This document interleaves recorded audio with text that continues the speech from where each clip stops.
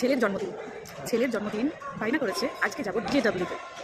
ভাবলাম ঠিক আছে যাওয়াই যাক, স্পেশাল ডে স্পেশালভাবে কাটানোই যাক। তারপর ভাবলাম যে ফার্স্টে একটা কিছু অর্ডার করে দেখি, তারপরে আমরা অন্য কিছু অর্ডার করবো।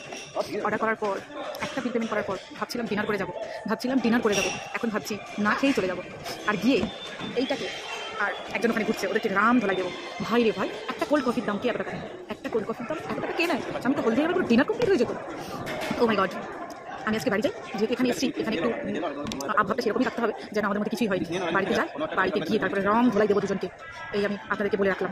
আপনারা হয়তো বিশ্বাস করবেন না, অবশ্যই আমি আপনাদেরকে বিলটা অবশ্যই শেয়ার করবো। আর ওদেরকে আমি ডিনার না করিয়ে আমি বাড়ি নিয়ে যাবো। ভাগ্যিস আমরা মেন কাউন্টারে না ঢুকে আগে একটা ট্রাই করলাম, নাহলে আজকে দিনটা কীভাবে যেত, মানে ওর উপর তো আমি ঝড় তুলে দিতাম, ঝড়।